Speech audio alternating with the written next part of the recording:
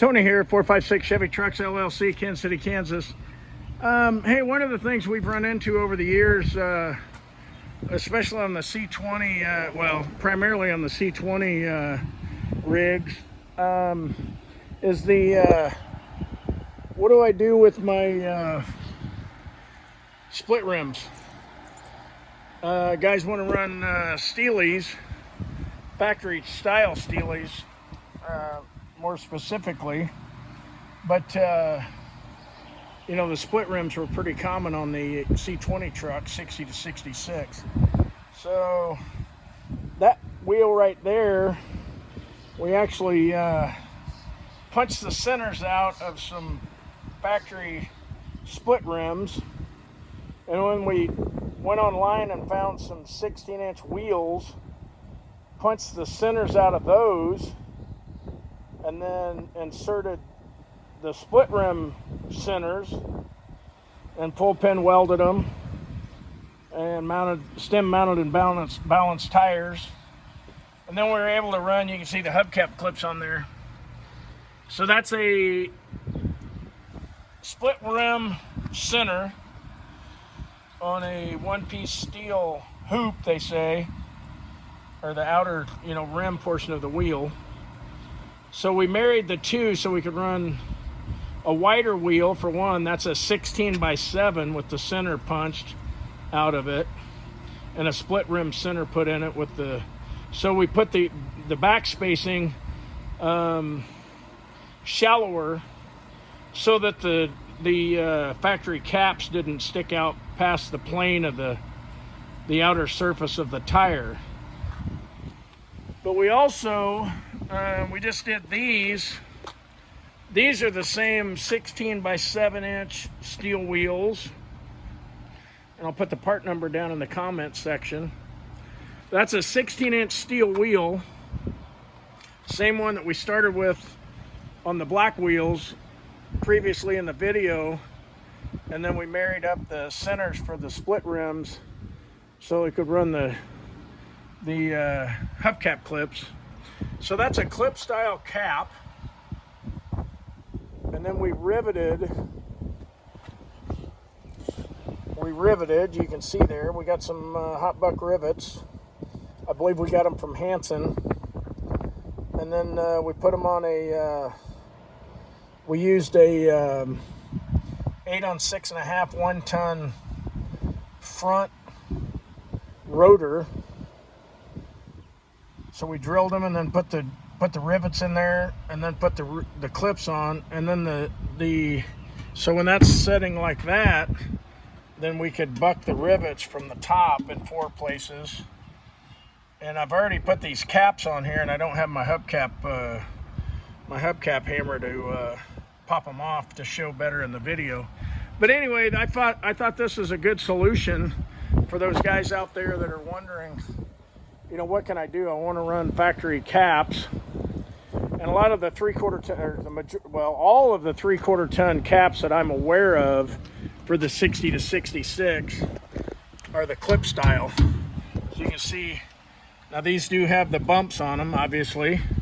But very few people have that kind of a discerning eye that would even notice those. I guess if that was that big of a deal, before you paint them, you could actually grind those nubs down and then do some full pin weld filler right there.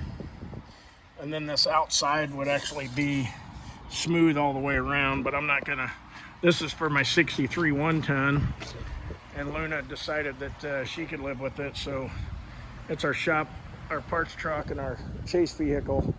So good enough for this one. But if you wanted to go to the next level, as I said, you could smooth those bumps and infill them, and then nobody'd know, no one would be the wiser. So anyway, that's a quick rundown of how we remedy that. And I think honestly it'll put a bunch of hubcaps back on the market, as far as being able to you know, use them on a steel wheel.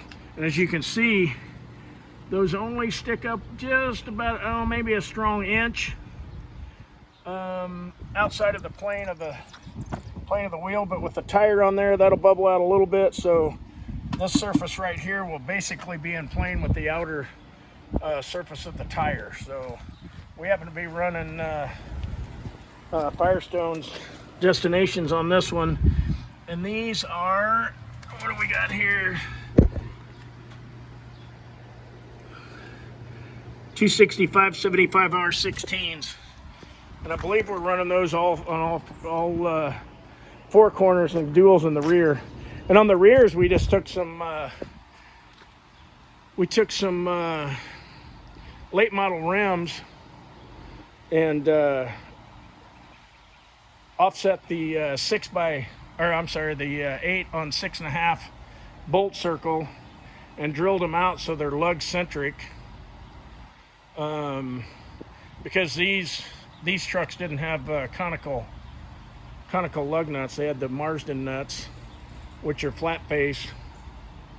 So these are lug centric, and then these happen to be Pacific Dually polished stainless rear simulators on the rear, and then again we're running factory caps on the front. This is a C20 that the upfitter put heavy duty shocks and some overload springs and stuff, because Dixie actually in her previous life was a cabin chassis from the factory.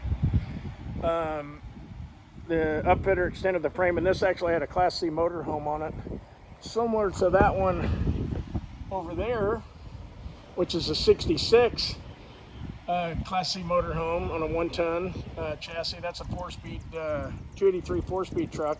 Power steering, power brake, power assist steering, power brake, so on and so forth.